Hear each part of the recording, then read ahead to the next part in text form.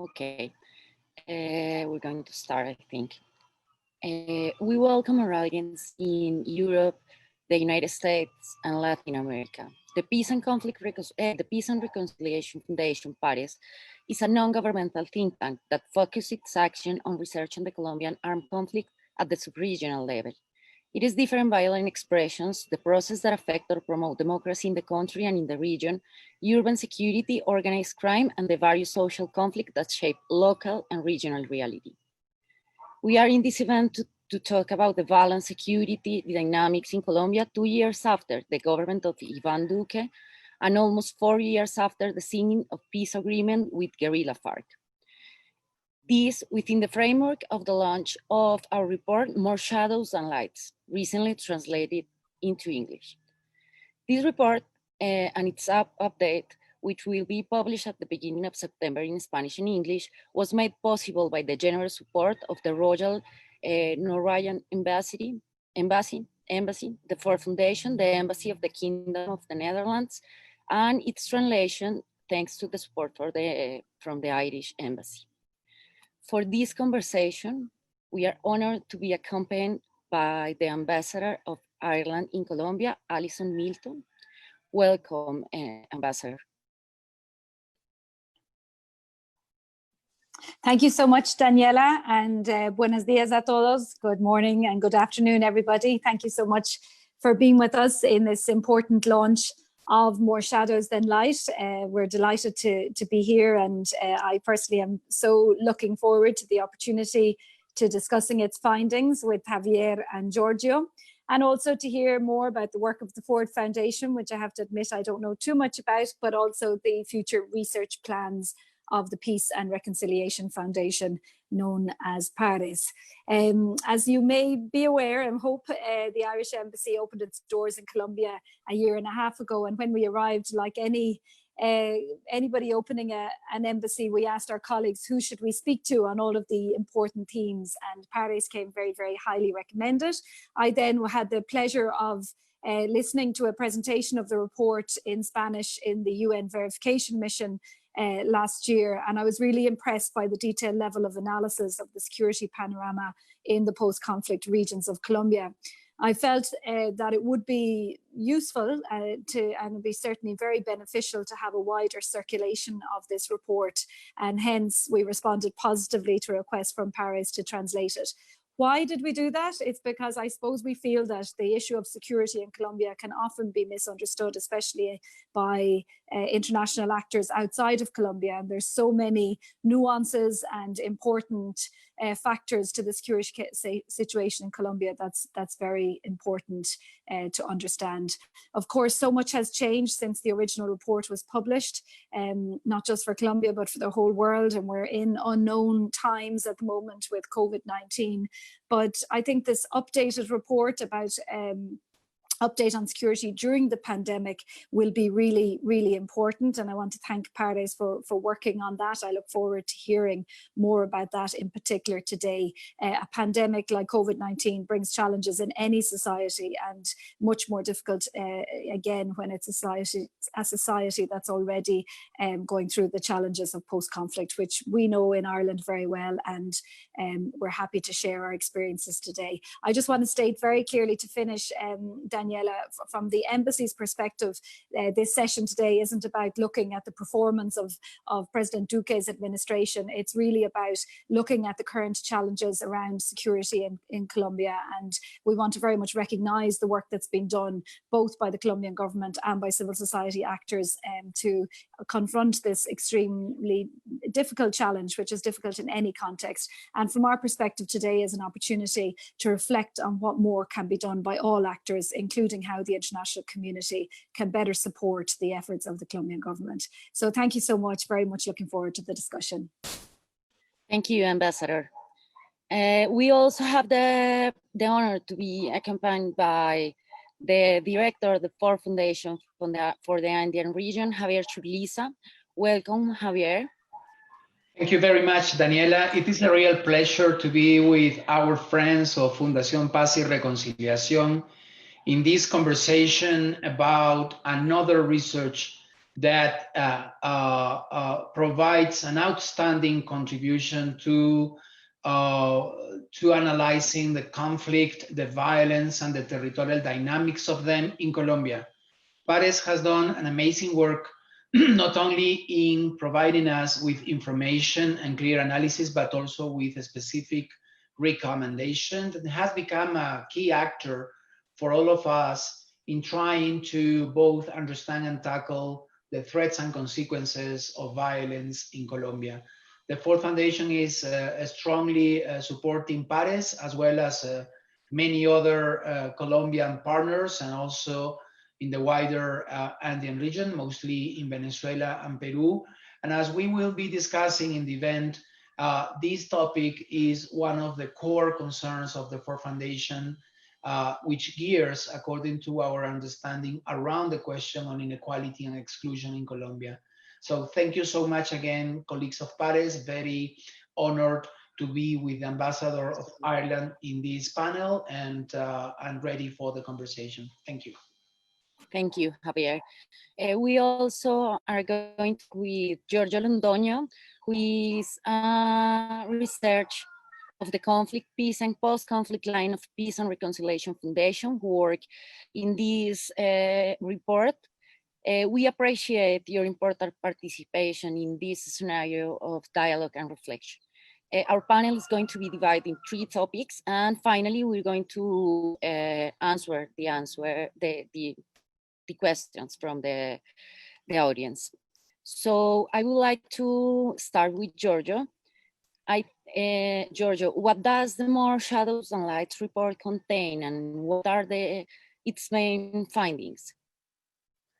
Well, thank you, Daniela, for your question. And I would like to start by saying that it's a pleasure and an honor to be sharing this event with Ambassador Alison Milton and Director Javier Ciurlizza.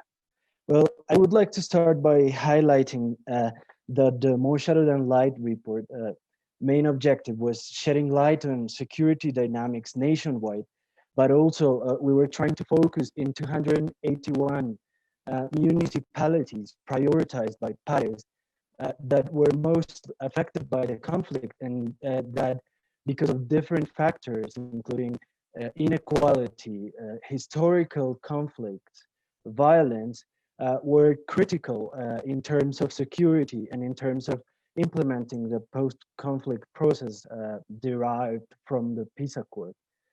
This, taking into account that the 2019 marked the first year of Ivan Duque's presidential term, and one of his main promises during campaign was to improve security and also to promote an approach different from that of the peace accord. But also, and mainly, because the first year of Ivan Duque's presidential term also marked 3 years since the peace accord was signed. And this meant 2 things. The first one was that the stabilization phase of the post-conflict process, as scholar literature tells us, it would be finishing. This is according to what scholar says, the first 3 years of a post-conflict process where the state should be focusing on controlling security indicators and preventing the emergence of illegal armed groups, and then also preparing all the institutional infrastructure for deploying a territorial transformation. And along with the end of the stabilization phase of the post-conflict, this first year of Ivan Duque's presidential term was also important as it showed the beginning of the normalization phase. This is the second phase of a post-conflict process where the state should, already having built an institutional infrastructure to deploy transformation, should start to focus on deploying the territorial phase of the peace accord, so to say, to start the reconciliation process, to implement all the national transformations derived from all the agreements and commitments of the state.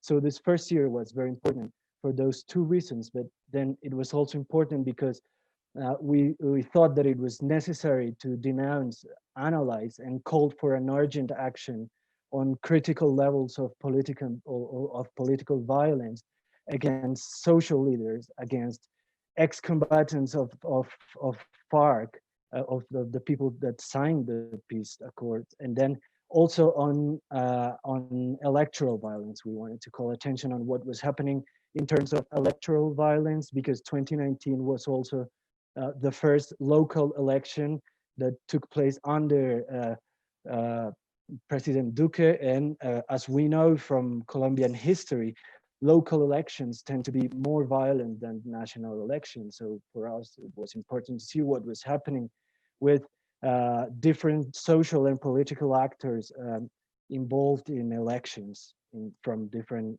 roles.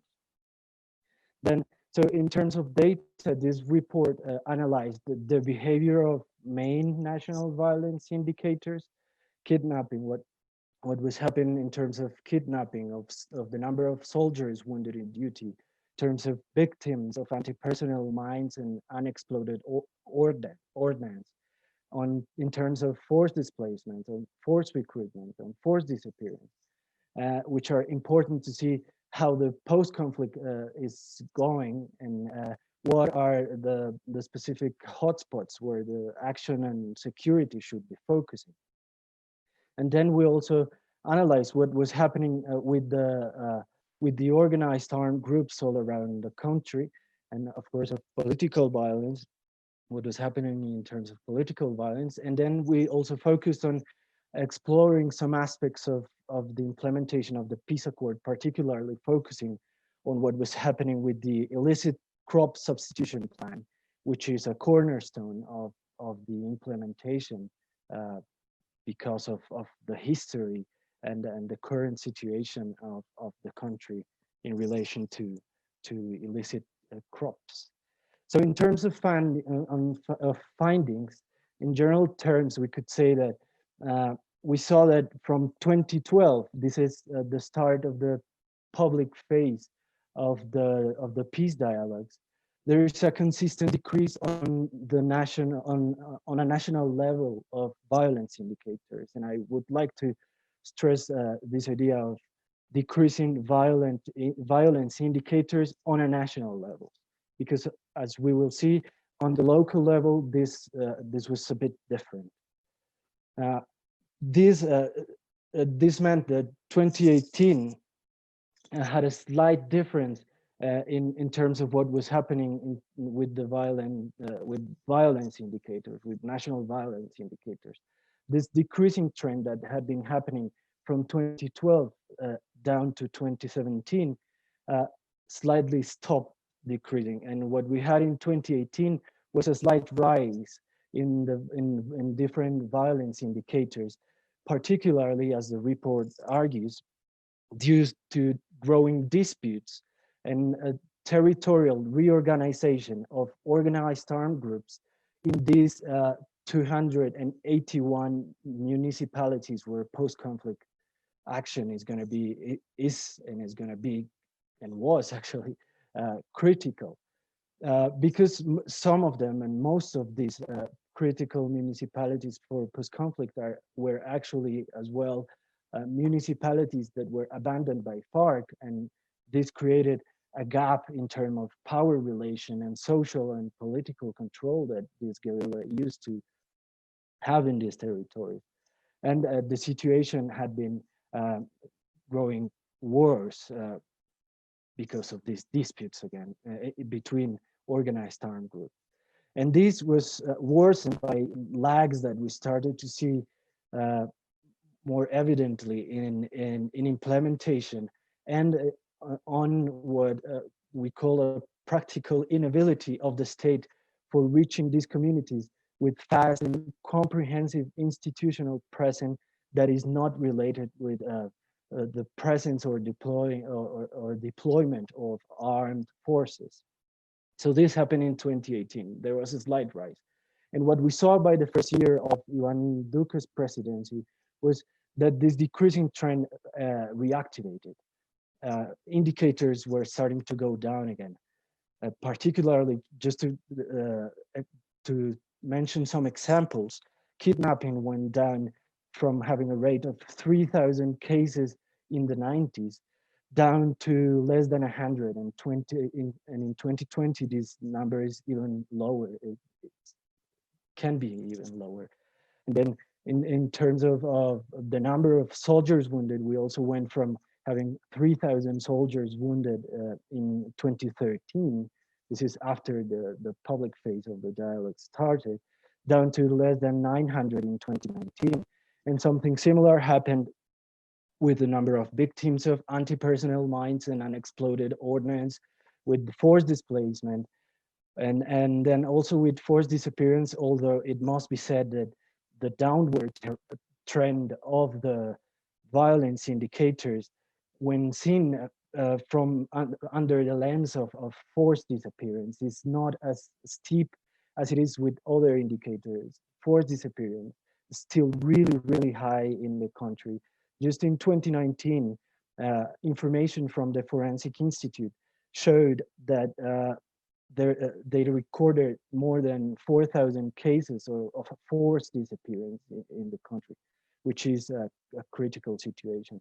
And then one of the main violence indicators that we analyzed was the homicide rate, which again on a national level went down from having a rate in 2012 of 33.75 homicides per 100,000 inhabitants to 23.4. This is more than a 10% reduction on the homicide rate, which is a significant reduction, even though we were last year way above of desirable rates in terms of homicides. We're still in what is called a state of endemic violence. This is a rate that is above 10 homicides per 100,000 inhabitants, so more than double. This is still a critical situation.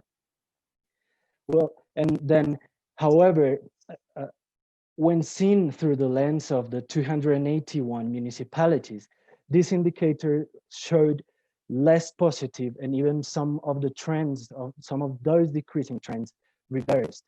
So homicides, what we're seeing and what we saw on the first year on 2019 was that homicides were widely concentrated in these critical municipalities for post-conflict.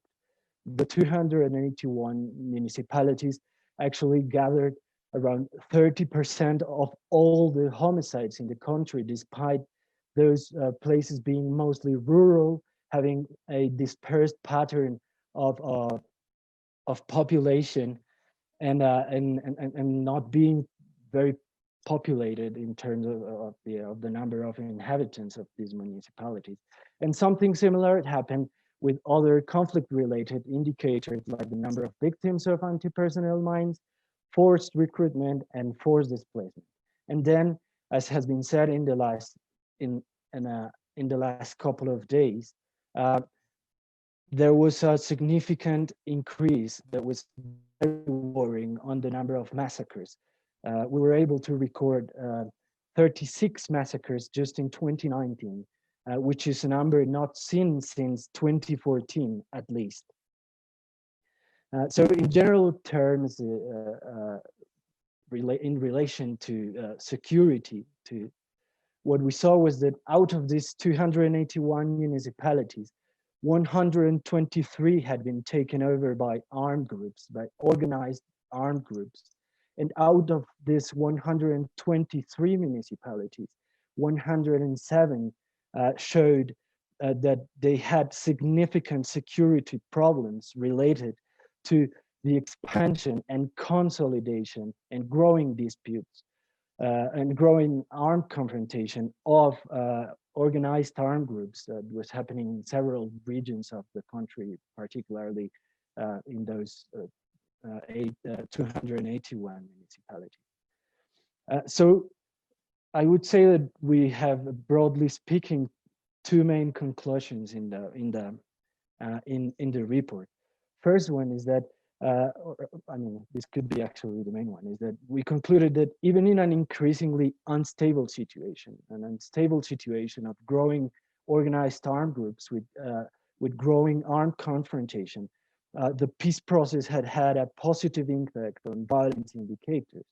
We have to keep in mind that even though we are still on high rates, it's important that the indicators are decreasing. But as seen through the lens of these 281 municipalities, the situation needed to be addressed quickly.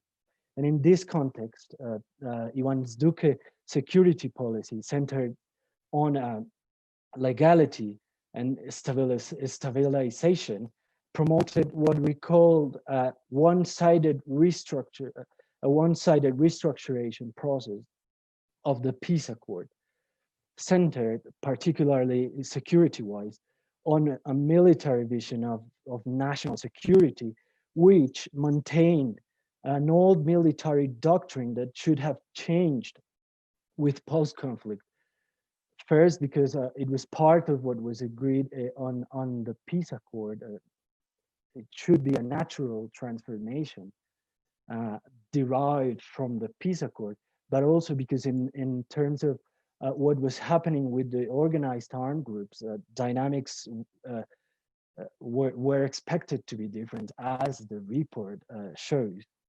Just to mention 3 examples of what was happening last year with organized armed group, I want to mention what was happening with what Paris calls post-FARC armed groups, which are several dissident groups that either withdrew from the peace process or never participated, actually. So from being present in 85 municipalities in 2018, these post-FARC armed groups expanded their presence to 85 municipalities in 2019. And the report, and this is important to say, it foresaw the strong possibility that a new structure with different characteristics, perhaps defending a political side of these structures. So a new structure with political ambitions would be born from the withdrawal of several FARC leaders like Iván Márquez and Santrich. And just a couple of days after we released the Spanish version of the report, this prediction was confirmed. And then we have the ELN, which was present last year in 101 municipalities. This is 35 more municipalities than 2018, and that was going through the recent suspension of the preliminary peace talks for events that we might recall. And then in terms of organized crime, we also have the situation of the Gulf Clan, or the so-called Autodefensas Gaitanistas de Colombia, which are actually the biggest inheritors of paramilitarism, and that were present in the warring number of 250 municipalities, having presence with more than 2,500 men at arms.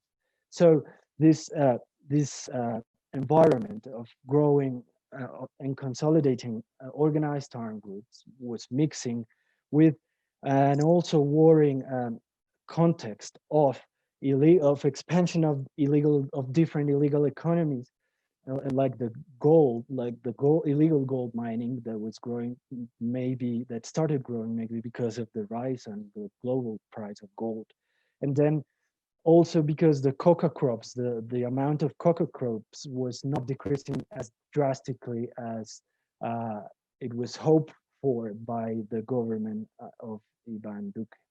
Then in terms of political violence, I just want to highlight some of what was happening last year. We reached the number, the numbers vary from organization to organization, but Paris was able to record more than 4,000 social justice leaders and human rights defenders killed all across the country. And it is interesting to highlight that 2019, although it had a high number of social justice leaders killed, more than 120, I think, showed a slight decrease in assassination that was obscured by an increase in non-lethal forms of violence and aggression. And this is important because, well, it shows how constant the problem of political violence has been in Colombia, but also how important it is to start focusing on non-lethal forms of violence and other forms of aggression, which is part of this security vision that the current government is promoting in terms of what the protection system should be for social justice leaders. And then for the ex-combatants of FARC and also their relatives, in 2019, the first year of Duque, was actually showed a slight decrease in the number of ex-combatants assassinated, but 2019 we reached 117 ex-combatants killed, with serious cases like the case of Dimar Torres, where the military forces were involved.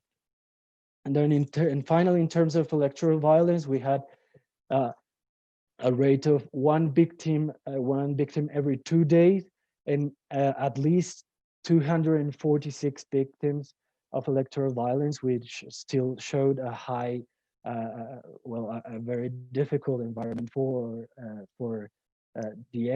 exercising political rights and the right to participate. So in the general conclusion of this 2019 report that, as Ambassador Alison mentioned, we're updating and we're researching, and that will be released soon, would be that national violence indicators were decreasing as a result of changes in the dynamics of violence derived from the peace accord. But these decrease in violence rates occurred in an unstable context of growing organized armed group, illegal economies, selective violence, and inefficient state action. All of this in the context of the release of the launch of Duque's security policy, which, as I said, we believe that has been promoted a one-sided restructuration of the peace agreement that has left behind some of the concepts of the peace accord promoted, like human security, and that centers a bit more. It centers more on a military vision that maintains the old military doctrines and resembles a lot the democratic security policy of Duque, even in one of the proposals, like the integral action zones of Duque, and which centers little on solving the structural causes of violence and conflict, which is also a commitment and a promise that we all hope is not a failed promise of the peace accord. I think that would summarize, broadly speaking, the results of More Shadow Than Light report. Thank you very much, Giorgio. Ambassador, I would like to ask you, what points do you highlight from this report, and what it is importance for the international community and for Ireland in particular?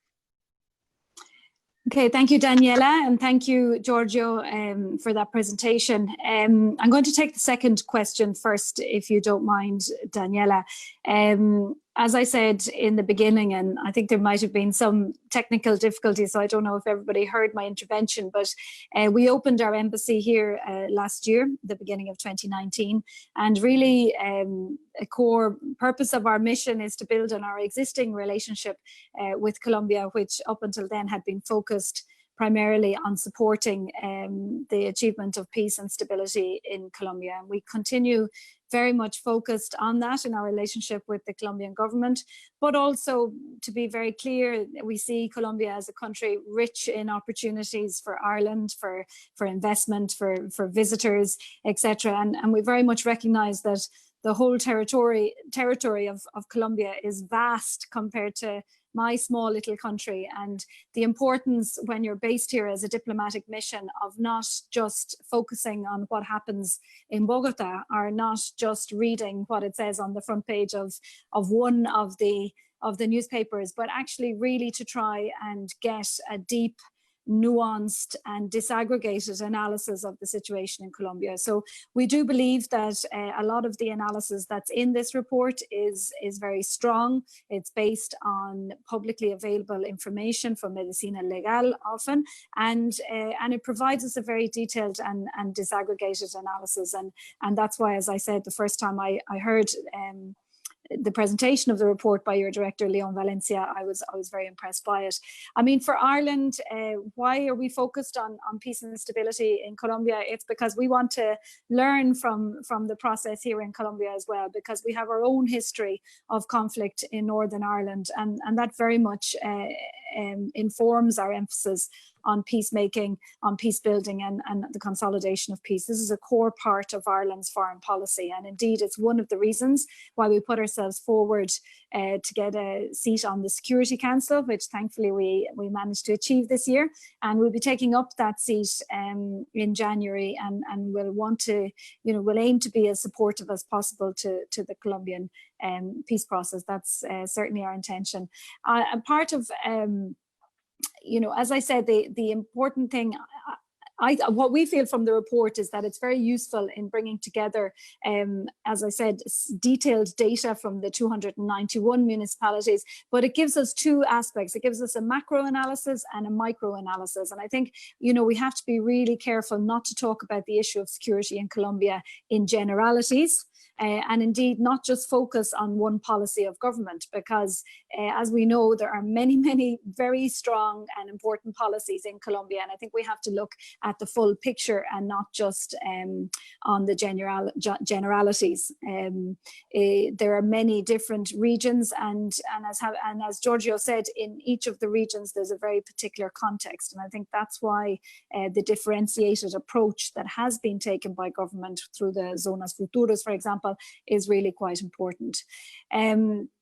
I think overall the macro analysis, just looking at some of the points that I would highlight from the report, Daniela, the macro analysis, as Giorgio has said, is very encouraging. We speak often about the dividends of peace, and I think one of the most important dividends is that people feel more secure in their own homes. And I think what we hear from Giorgio and see in the report that, as he said, overall there has been at a macro level a reduction in the indicators of violence during peace times, during post-agreement times, and I think that's very important, and I'm not going to repeat those points that Giorgio made.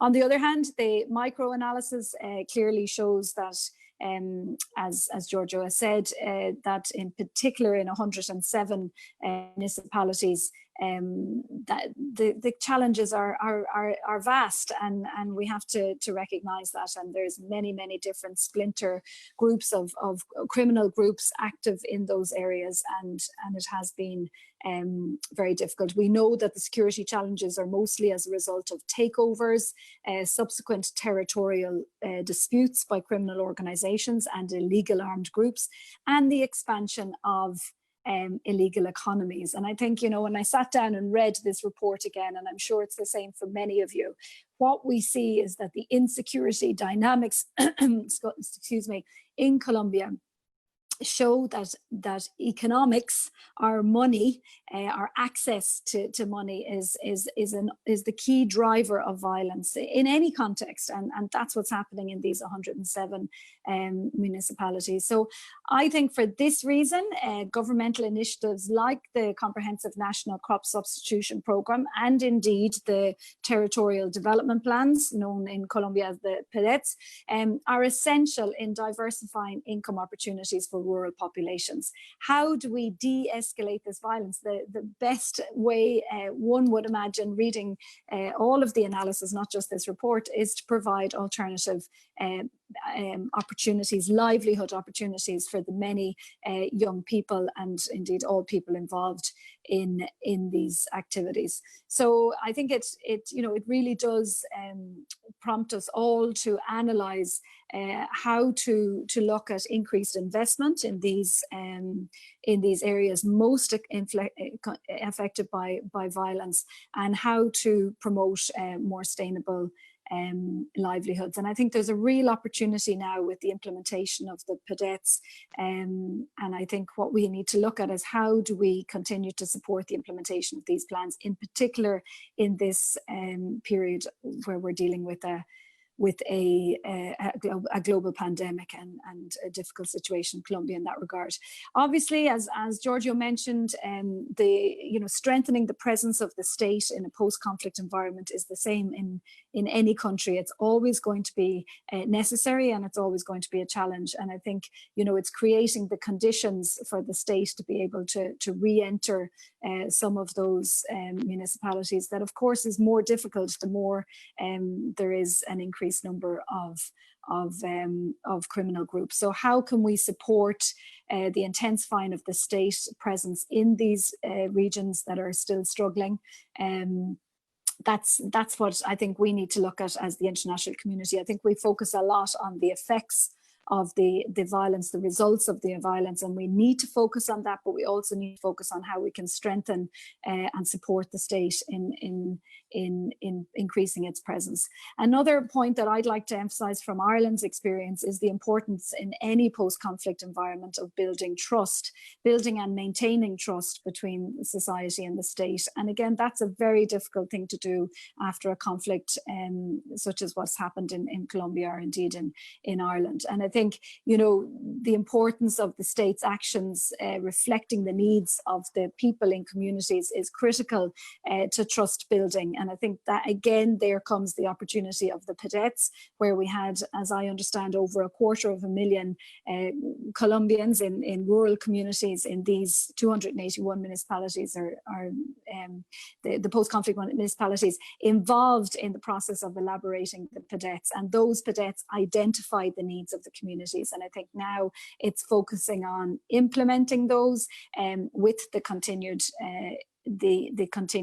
involvement of communities. I think from Ireland's perspective as well, we would like to encourage all parties to continue to communicate and recognise what has been achieved. I always feel that there's a real, rightly so, an urgency in Colombia in terms of things improving really quickly. But, as we've seen in Ireland, building peace is really, really a long-term journey. We're 22 years post the peace agreement. And, we see that it takes decades of effort between all parties. And it's not the responsibility of one part of this picture. It's really the responsibility of all parts of the community. Clearly, the respect for human rights and people actually having alternatives, as I said, is going to be a critical part of that. But I think the important thing is to recognise that this is everyone's responsibility. I think that there's so much that has been achieved in Colombia, and I think there's no point looking back at what didn't happen in the first 18 months or what could have happened better. I think what has to be focused on is looking forward, and over the next 10 years, the next 15 years, continuing to focus on the integral implementation of the peace agreement. The peace agreement has it all. It was an excellent peace agreement. So how to focus on the full implementation of the peace agreement is going to be critical. So there's a lot of very important points, but I would encourage us to not just analyse the security policy, or not just analyse one particular part of this, but actually look at the full gambit of government policies that are working on the peace agreement. Nothing is going to be perfect from everyone's perspective, but we have to look at what has been achieved. We have to continue to focus on what is maybe not being achieved as fast as we would like, and we have to recognise that the core driver of violence is the fact that there is an economy there, and a legal economy from which people are really well, from which criminals are really benefiting. How do we dismantle that economy, and how do we provide alternative livelihoods? It's not a simple task, but I think that's what we need to be focused on, and really to continue to gain access to credible, objective and detailed data and analysis. And I think that's where organizations like Pares come in, and to thank you for that. I'll stop there, Daniela. Thank you. Thank you, Ambassador. It is very important to make clear that armed groups that Giorgio were mentioned are actually criminal groups, as the ambassador mentioned. Now, Javier, I would like to ask you, considering what has started so far in the conversation, what are the main security challenges for Colombia, and what role does the Ford Foundation play in this process? Thank you very much, Daniela, and thank you, Giorgio, for this great summary of a great report. Security in Colombia, as this report rightly understands and contextualizes, has been a challenge in Colombia in its national history. These challenges, as Colombian and other foreign analysts have demonstrated in a vast and rich literature, are deeply rooted in a set of asymmetries, inequalities that cross-cut territories, populations, social structures, and ethnic communities. So behind the frustrations that we can have about the violence and security, there is a sense of lack of efficient coverage of its own territory, as Pares has mentioned many times.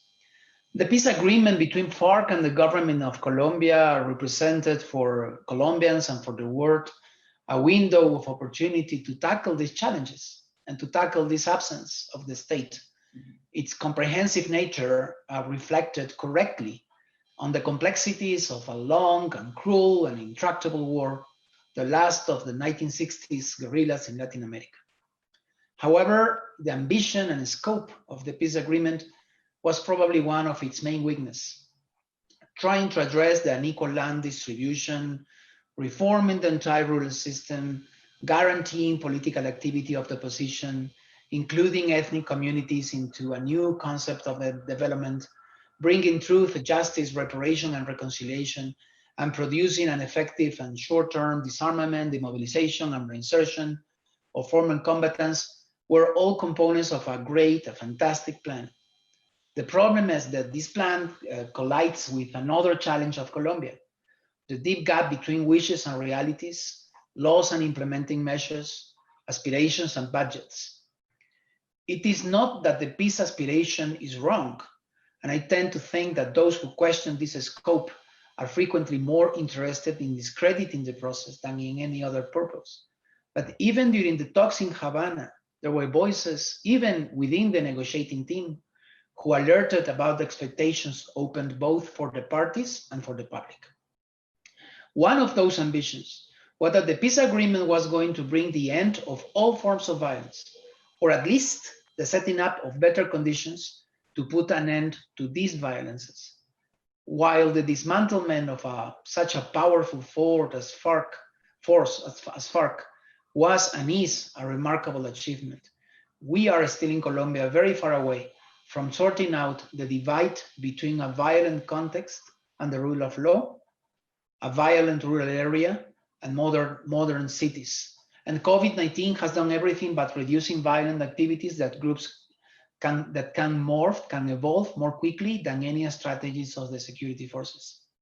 So the Ford Foundation has been working in Colombia for decades, since the 50s. Actually, our first office in Latin America was based in Bogota and was historically closed in 1965 after Marquetalia bombing because of lack of security conditions on those times for the rural reform in which Ford Foundation was heavily invested. Nowadays, we are supporting civil society organizations, social networks, ethnic communities, and human rights defenders in its efforts to build and protect democracy, rule of law, and human rights in Colombia.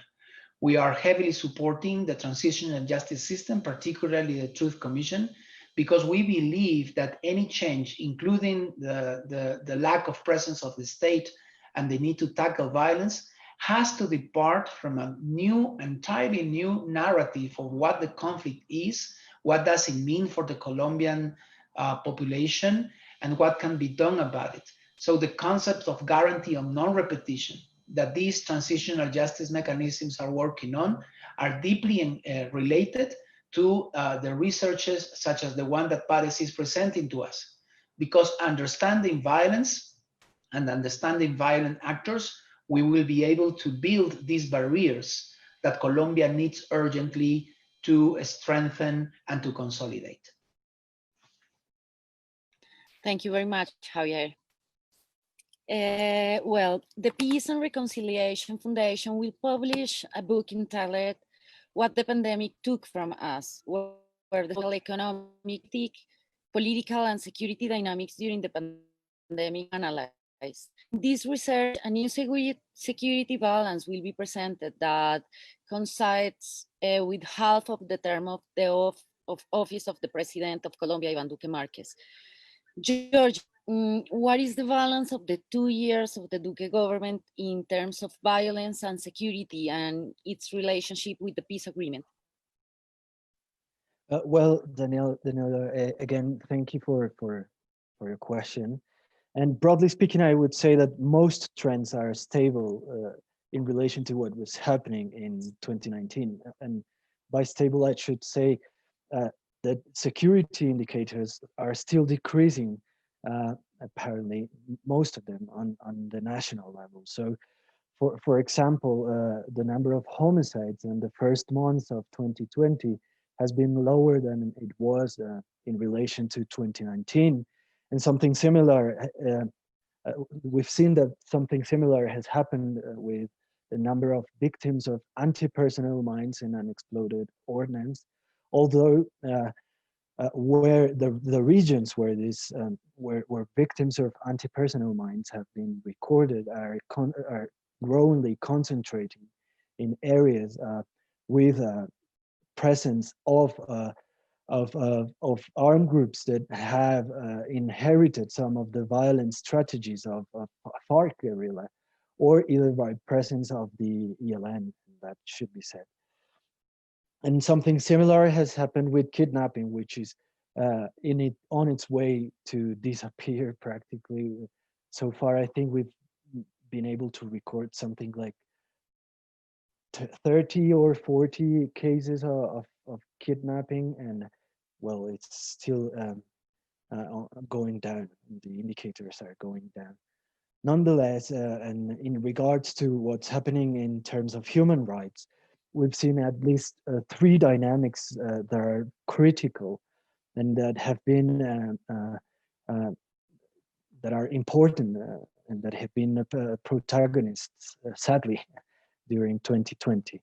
So the first one would be that the trend keeps being drastically reversed when seen through the lens of 281 post-conflict municipalities.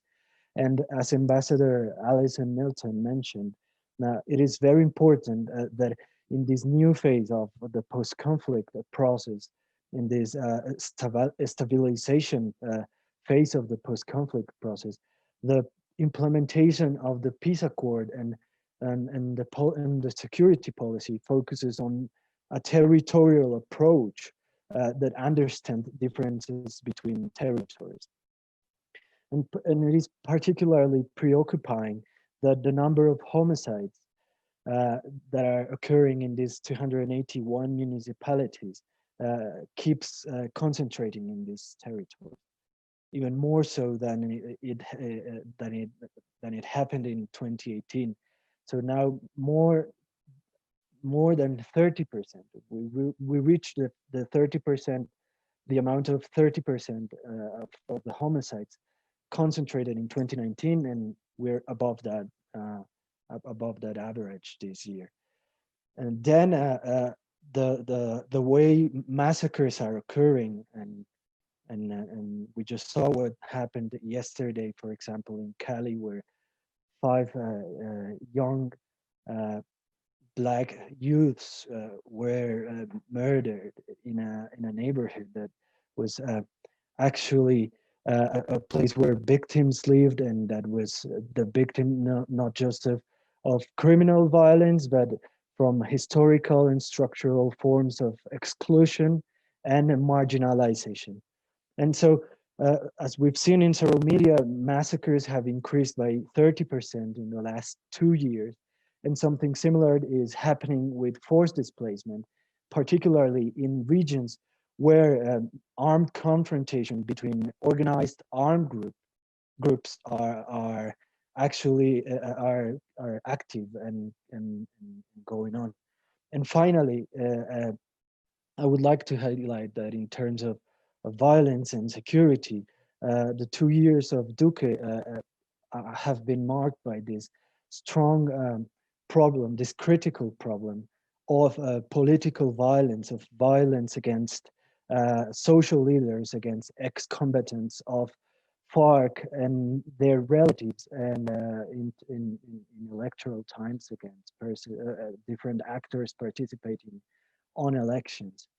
And we have a main concern, and then again, this is as Javier and Ambassador Alison have mentioned, an opportunity to keep on implementing the peace accords, on changing the failed policies centered on deploying military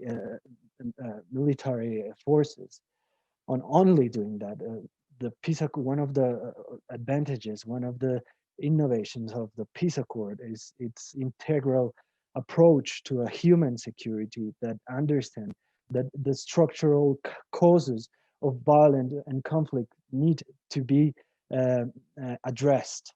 And this, of course, is related to what's happening in, currently in terms of violence dynamics. And what we cannot allow is that the dynamics of security and violence in the country are driven, can be driven by the behavior of the armed confrontation between organized armed groups with less influence from security policies implemented by the state.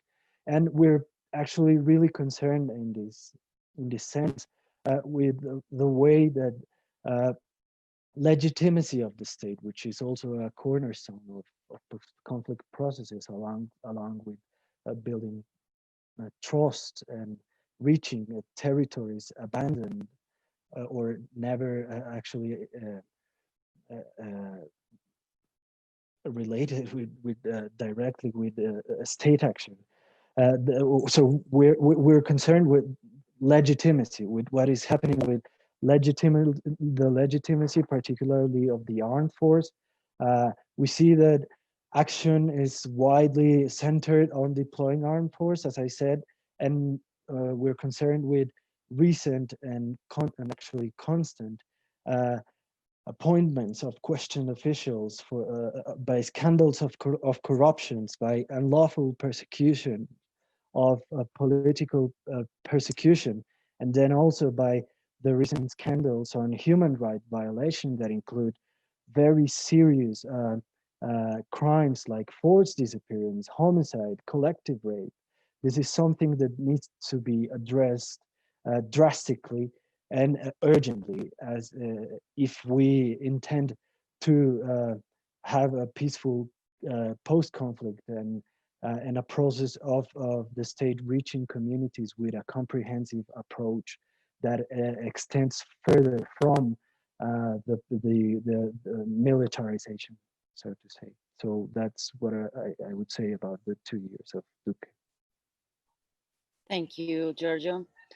Ambassador Milton, I would like to ask you, what were the main challenges in the Irish case, and what lessons could be learned from Colombia case?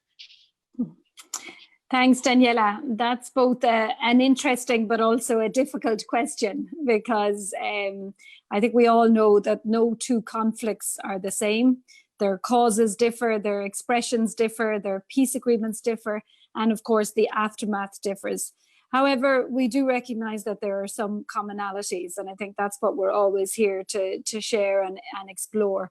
One thing we absolutely are certain of is to recover from conflict. Truth, justice, and reconciliation are fundamental, but also so is dealing with the root causes of the conflict, as Javier said earlier, and that's what we have absolutely seen in Ireland. We also recognize that one key aspect that Ireland can learn from Colombia's path to peace is that dealing quickly, openly, and fairly with the legacy of the past means that healing can happen much earlier.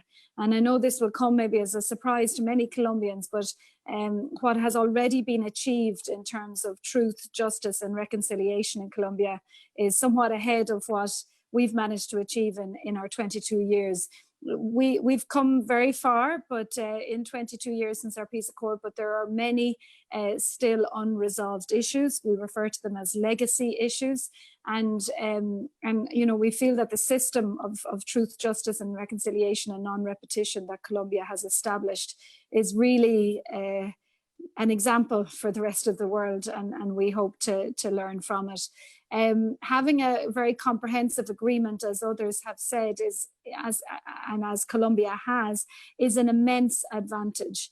But again, as I said earlier, you know, the full implementation of that agreement is essential, because everything that has been included in there was very carefully negotiated, and it needs all aspects to be implemented in a parallel and integrated manner in order for sustainable results to be achieved.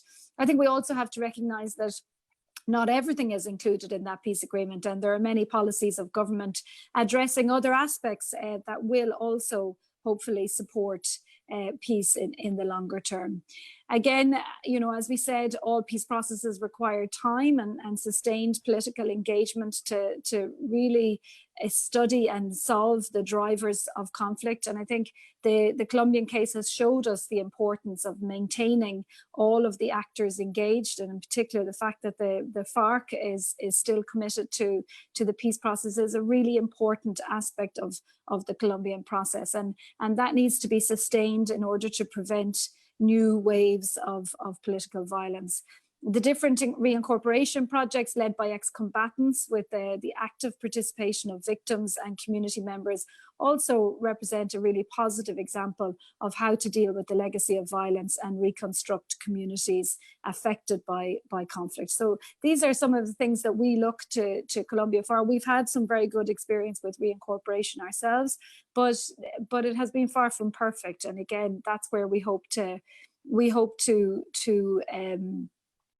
continue to learn from Colombia. I mean, I have to also obviously recognize that the security situation in Ireland, you know, isn't really comparable to Colombia, but we have, up until the last few days, I mean, this has been a continual challenge since the decommissioning of arms in Northern Ireland and the signing of our peace agreement. A continual challenge has been dealing with criminal gangs that are focused mainly on the drugs trade, and we have a very you know, that's a big challenge. It's much smaller than it is in Colombia, but relatively for Ireland, it's a very significant challenge, particularly in inner city Dublin. But this is all part of aspects, you know, that have come from our conflict, and we still have to focus on them.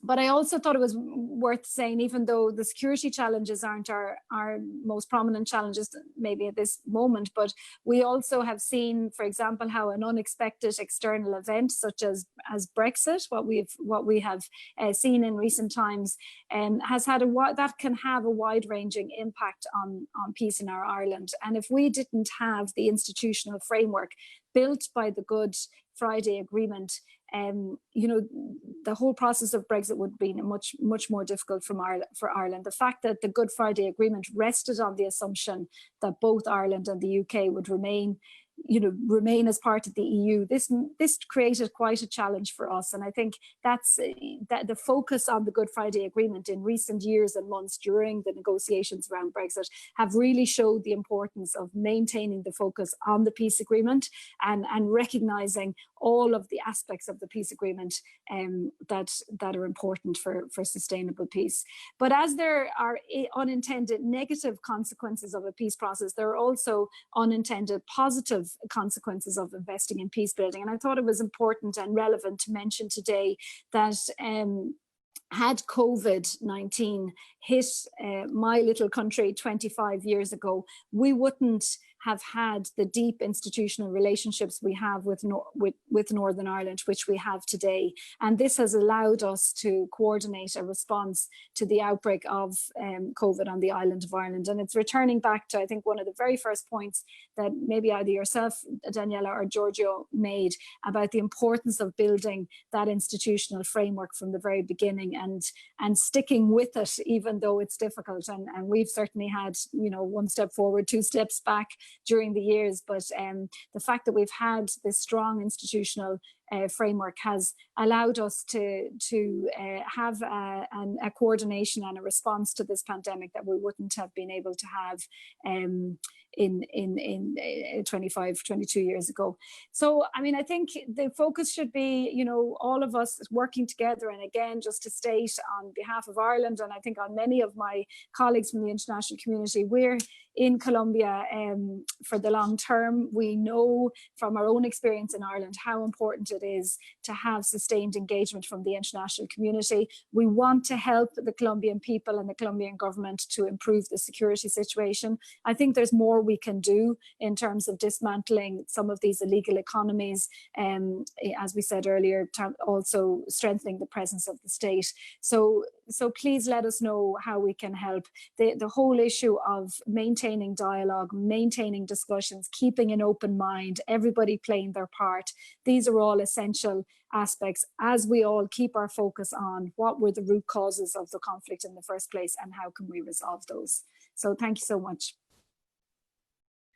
Thank you, Ambassador. No doubt the international community has had a really important role in the implementation of the peace agreement.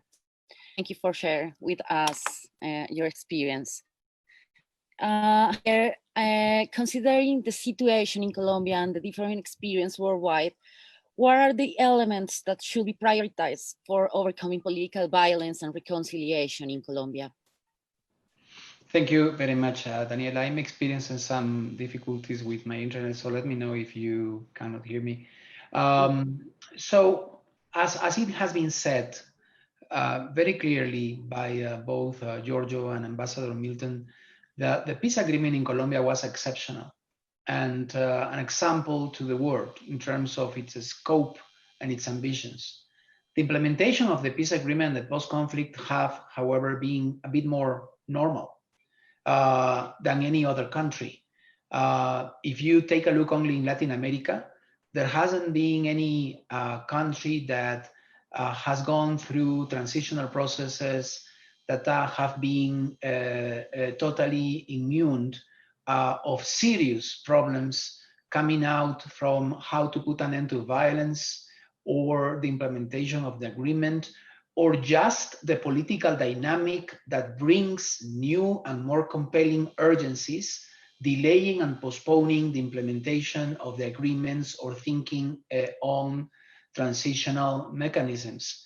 So if you only take a look on Guatemala, where there is still a clear lack of connection between politics and the peace agreement of 1996, or in El Salvador, where violence through maras and gangs flourished in the 90s and in the beginning of the 20th century and up to now, and where impunity has been the norm, or in Peru, where we had an important Truth and Reconciliation Commission, an important process, but where you have all the former presidents in jail because of corruption and one committed suicide. So those are serious issues that have affected all countries that have tried to navigate the waters of overcoming political violence and reconciliation. So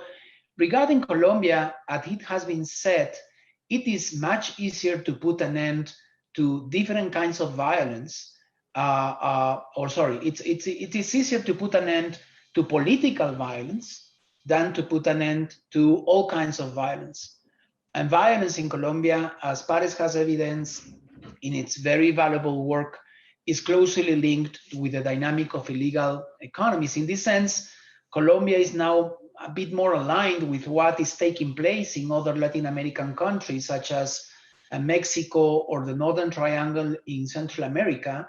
And we have to include into the analysis, as Pares usually does, the illegal economy as a region. So Colombia is not an island of illegal economy. It's very well connected to routes and plazas of drugs, weapons, and more lately, human beings. The Venezuelan migration have added an explosive component and a very high incentive for the illegal economies to flourish. However, if you take a closer look into Colombia, you can conclude that differently from Mexico or Guatemala, Colombia has a very unique combination of sometimes a stronger law enforcement, but a much weaker presence in its own territory. So if you take a look in Mexico, for example, where you have all the deadly combinations of cartels, impunity, attacks on social leaders, you can see that Mexico have a serious problem of enforcing the law through more than 1,000 of different police corps and a federal structure that represents by itself a challenge to implement national policies on public security. However, Mexican authorities tend to be more efficient when deploying on specific territories.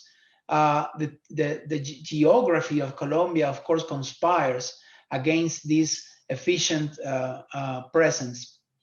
However, I'm not sure that the lack of presence of state authorities is the main problem for Colombia to overcome violence. In specific moments, Colombian institutions have been indeed very capable of being present and producing results. I find that the social and political gaps can explain better the violence in places such as the Pacific Coast, Catatumbo, or the other places analyzed by Pares. It is not a coincidence that the poorest regions are prone to be more chronically violent. It is also not a coincidence that poor politics can fit and create incentives for violent actors who find easy allies in corrupt local politicians and some members of the security forces. In most of these regions, the main source of wealth can be found in the budget transfers of the national treasury and not precisely in the private activity, which become, let's remember the Colombianism quota burocrática, bureaucratic quota, a target for all kinds of criminal networks. So let's not forget that this is deeply linked with sources of wealth and resources, particularly public, but we can trust that maybe differently from what's going on in Central American countries, Colombia will be able to implement measures and politics with a strong political will to tackle this violence. It has done it many times in the past. It has provided evidence that even with the direst problems, such as the paramilitarism or FARC by itself, it has managed to produce fantastic frameworks to overcome violence. But still, the big framework and the big field in which violence evolves is still a huge challenge. Thank you, Javier. Now we would like to speak a little bit about the violence against justice leaders and human rights defenders. According to the global analysis of frontline defenders, Colombia is the most dangerous country for defending human rights and for social leadership, only followed by the Philippines. Likewise, we have seen with concern that this violence does not diminish and that for the Colombian case, it's predominantly affect the territories most affected by the violence of the war. Giorgio, what do the report shows about the situation of social leaders and human rights defenders in Colombia, and who are being affected by these forms of violence? Well, Daniela, what the report found, and what we're finding in the update book that we are building right now, is that since, first of all, as you said, Colombia is one of the top, and actually has been the top country in terms of social justice leaders and human rights defenders assassination. And this, as you mentioned, is reinforced by information of international organizations like the Frontline Defenders. And then also, we recently got the news from Global Witness, an international organization that well, Colombia, we are the most dangerous country for environmental activists as well. Just in 2019, 64 environmental activists were killed for defending the environment related to environmental protection and protection in general. And what the report found is that since the signature of the peace accord, aggressions have been mostly happening in the same regions, which, as Javier mentioned, are affected by different violent dynamics of wealth accumulation, by extractive economies, either legal or illegal, and that are crossed by environmental conflicts and corruption, and this particularly in departments like Cauca, which is without a doubt the department mostly affected by violence against social leaders, and other departments like Antioquia, where where leaders or activists or participants in the crop substitution program created in the accord are also being affected by these forms of violence. And then we also have departments like Guajira, Norte de Santander, Nariño, Córdoba, or Chocó, which are historically been marginalized and have stronger dynamics related to inequality and conflict, actually. Though the numbers vary, Paris was able to identify that since the signature of the peace agreement, an average of 460 human rights defenders have been murdered. But again, as I said before, the numbers vary from organization to organization. Even if you compare it with official information and the information given by the international community, but some of the numbers go up to critical numbers as 957, which would mean that we could be reaching the 1,000 assassinated leaders since the signature of the peace agreement. And then in terms of the regional distribution, as I was saying, departments like Cauca and Antioquia are the departments where this is most common. And this form of violence, according to our databases, our information system, CIPARES, is affecting communal leaders. About 43% of what we have been able to identify have affected communal leaders working on local committees for action, Juntas de Acción Comunal, as we call them here in Colombia. And they are followed by ethnic activists. This is Black and indigenous leaders from communities, and it has to be said that this type of leadership is growingly being effective in the last year, particularly in regions like Cauca, and which also shows how this form of violence is a political violence that intends to hamper all the transformations that social organization, grassroots organization are promoving in their territories. And then we also have been able to identify and conclude that victims of defending agendas related to reparation, truth, and land restitution have been widely affected by this form of violence, as well as rural activists. And that, as I said,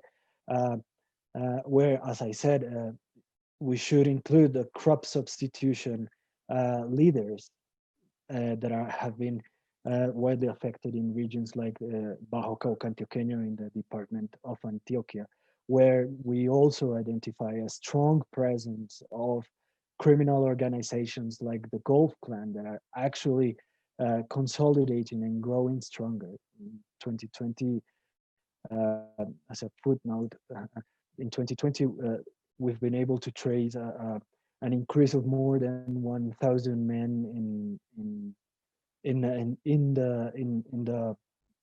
the armed capacity of the Gulf Clan, which is very preoccupying, as they are also the top known perpetrator of violence against human rights defenders. And it must be said in this sense that perpetrators are widely unknown. According to our information, 86% of the perpetrators are unknown, and hence the importance of implementing strategies, programs, projects that take steps towards dismantling and identifying intellectual actors as well as criminal organizations behind these forms of violence against social leaders. Again, the main trend in 2020 continues to be similar as that of 2019. That is, well, not actually. In 2019, we had a slight decrease in the number of assassinations in terms of broad trends, and what we're and an increase in the number of aggressions. What we're seeing now is that assassinations are growing again. We have 61 social justice leaders assassinated in 2020, which is more than what we had recorded for 2019. And we have a growing number of aggressions that include threats, attacks, and several other forms of non-lethal violence. And so far in these 2 years, what other organizations tell us is that 52% of all the assassinations have occurred in the last 2 years, with dramatic cases like the one recently occurred in Tarazá, also in the Bajo Cauca region, where social leader Edier Lopera was assassinated, and his corpse was left on a public road, and under the strict prohibition by the armed group that perpetrated the assassination of not moving or touching the corpse. And this terrible event ended up in the corpse being exposed for 9 days, or more than a week anyway, on public street. And we're very concerned about the reemergence, the emergence, and actually degradation of violence against social leader, as these events show, a horror as a tool for social control by violent organized armed groups. And then finally, I think again it's important to restate the important window of opportunity that the peace accord has brought about in terms of the protection system for that should be guaranteeing security to human rights defenders. The peace accord has strong advances in terms of the participatory process involved in the protection system. It strengthens the collective measures that involve a different view of security that starts to be built from bottom to top.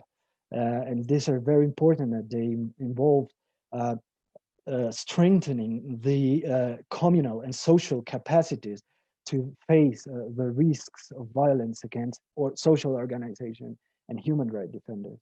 But then again, the peace accord created and proposed different measures and institutional structures aimed at dismantling and clarifying, dismantling organized crime behind this violence, and then clarifying who the intellectual perpetrators are.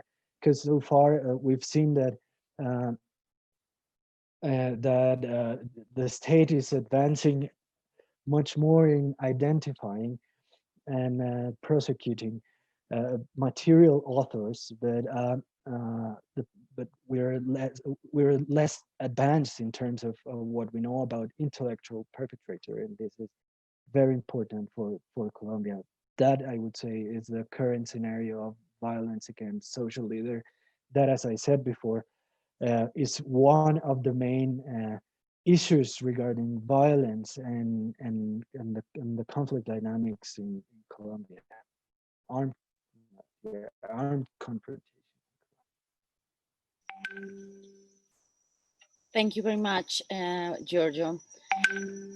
Ambassador, I would like to ask you, what do you think are the impacts of violence against social leaders for Colombia democracy, and what is your future perspective of this phenomenon?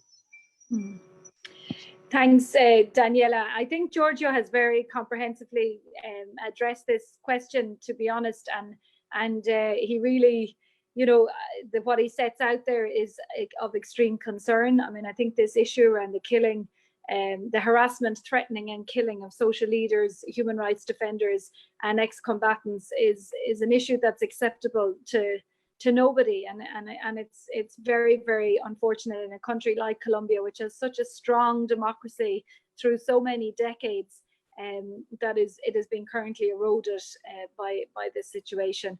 It's a very effective tool to terrorize and gain control over local populations. And I think there's a lot of debate sometimes about the word terrorist, but the people who are terrorizing these communities, in my mind, are terrorists because they are instilling terror in these communities. And I think it's probably the best definition I can think of in terms of a terrorist, because it's just not acceptable. As Giorgio said, it's not a new phenomenon.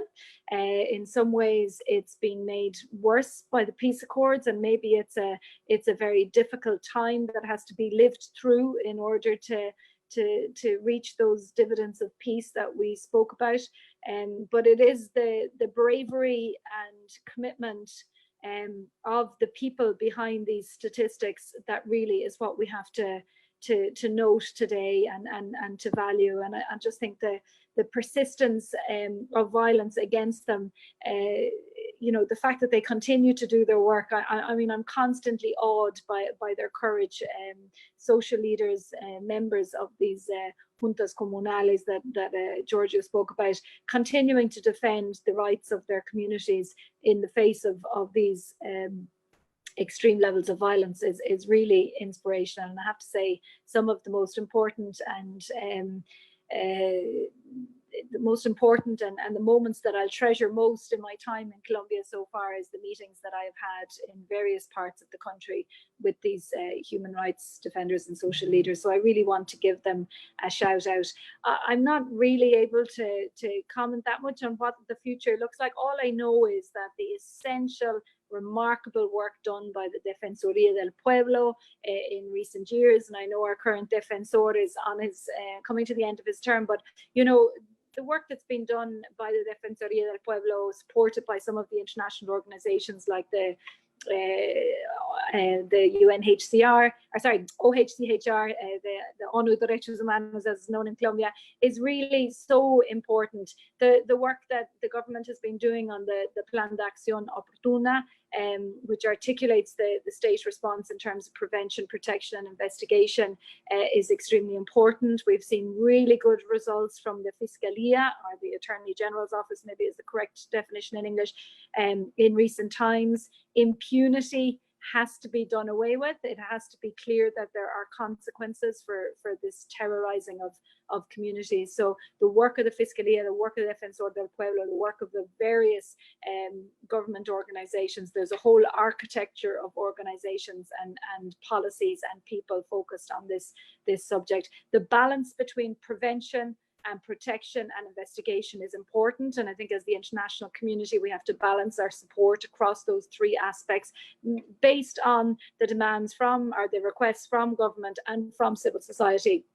I have to say, outstanding work of civil society in Colombia. The fabric of the civil society of society in Colombia, based around these civil society organizations and representatives of social movements who continue to advocate for the security guarantees from the state.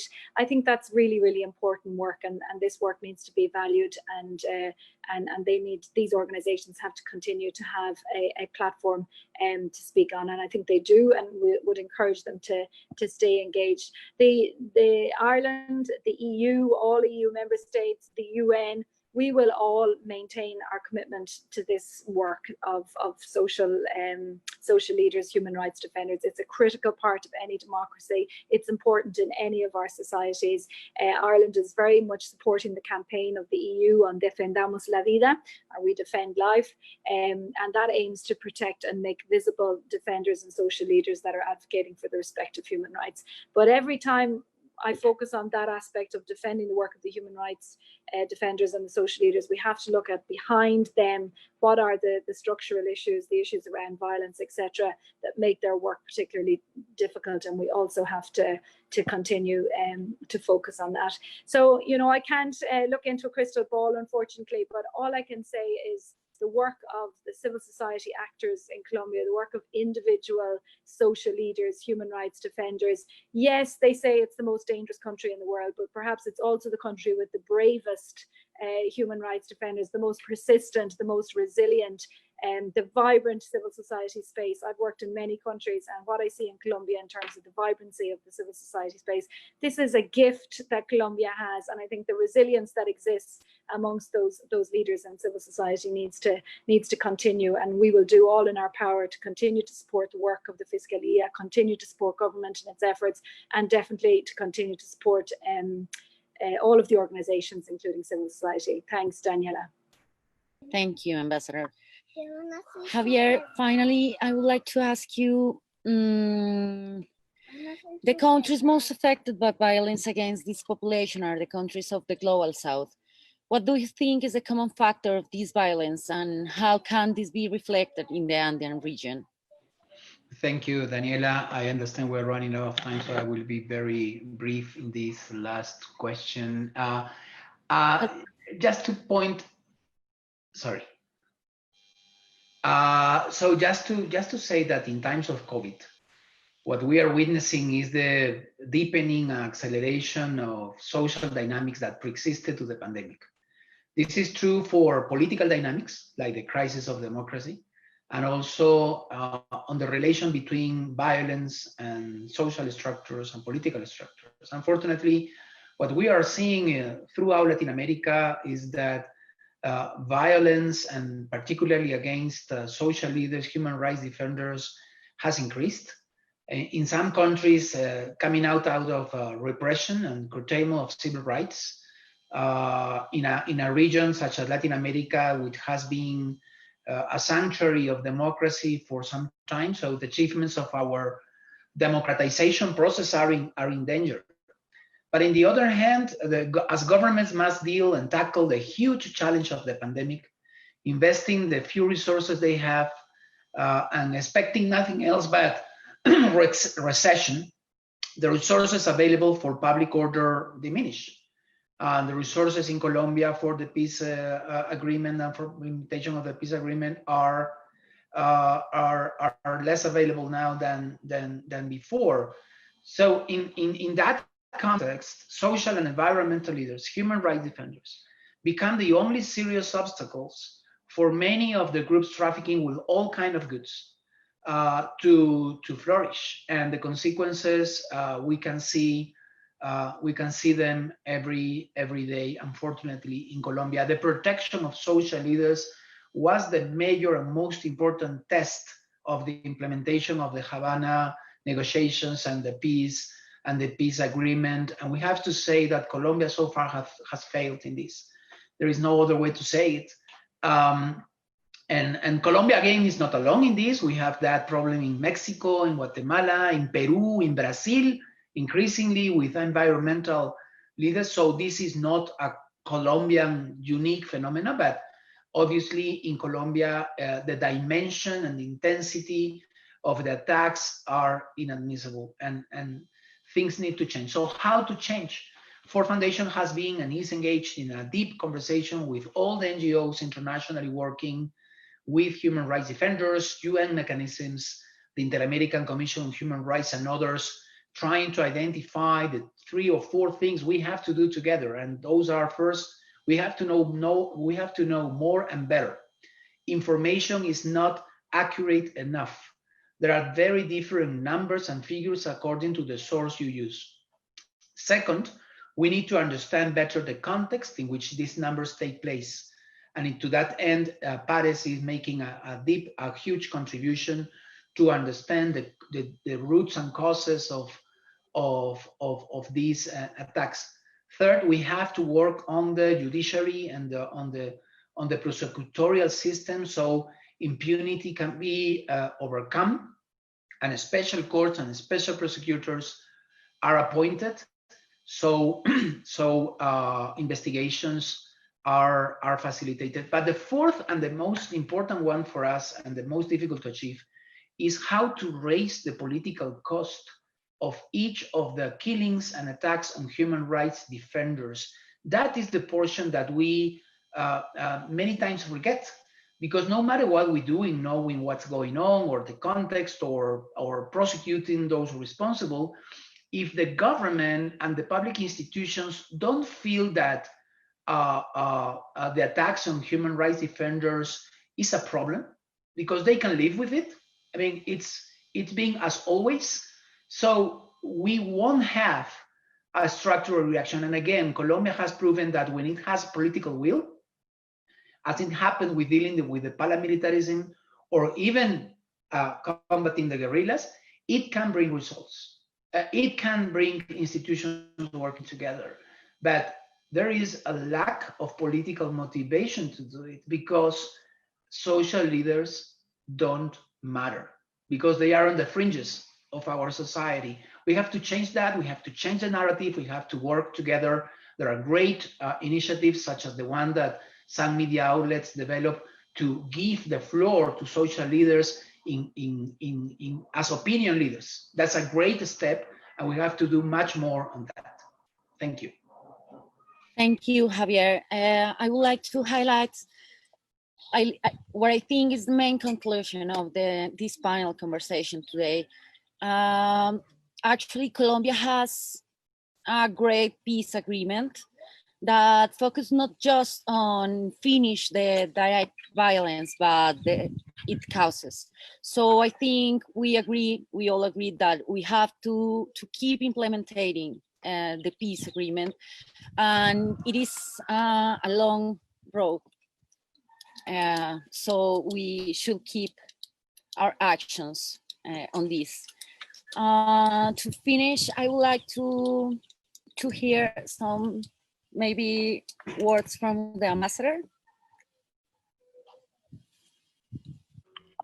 Daniela, thank you so much. I really agree with your conclusion. It's been an absolute pleasure and honor for me to participate in this panel with Javier. Mucho gusto, Javier, again, because I really enjoyed all of what you said. Thank you so much, Giorgio, for an excellent overview of what was in the report and the updated thinking from Pares. As Javier has said, and I have said, the work of Pares in terms of getting good, objective, correct data is really, really essential, and we're going to continue to need that.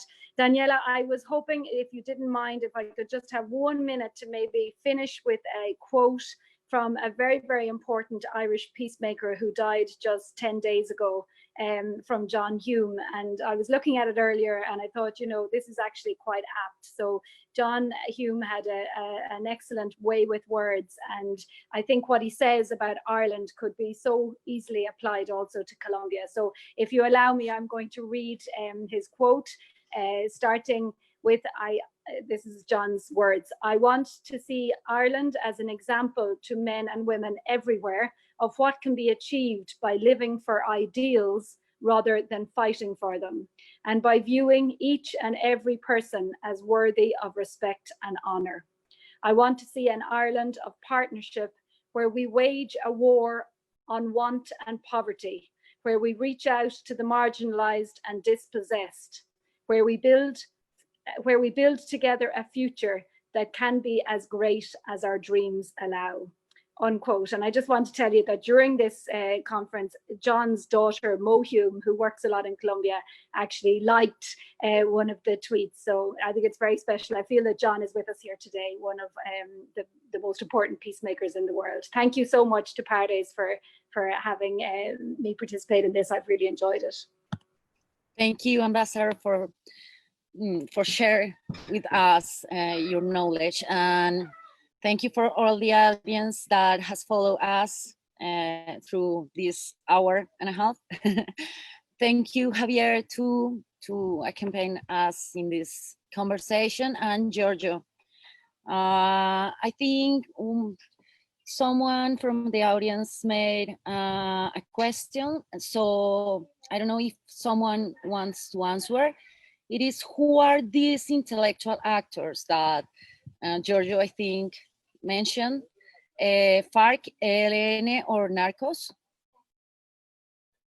Well, I think I would answer that question by highlighting that this is the biggest debt, perhaps, right, in terms of justice and in regard to what we know about what is happening.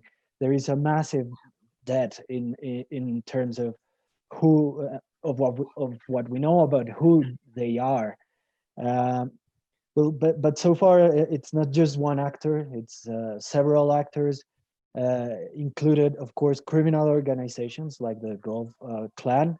As I said, according to our databases, and this, you know, as Javier stressed before, as he highlighted before, there is and as we said before as well, there is a difference between data sources and between what organizations and the institutions know and report about this phenomena of violence against social leaders. But to answer the question, in our own, according to our own databases, the first known perpetrators are the Gulf Clan, who are behind that, and then followed by post-FARC groups, and then the ELN. And this is different from what the government has said. So I would again restate that there is a great depth with identifying specific intellectual perpetrators.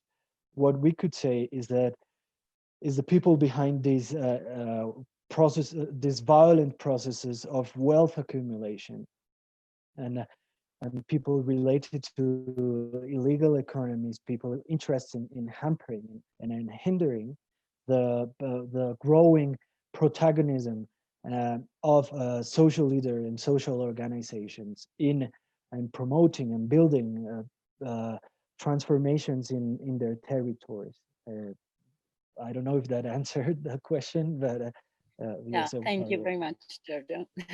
Well, finally, once again, I want to thank all the panelists, Ambassador, Javier, Giorgio, thank you very much for joining us.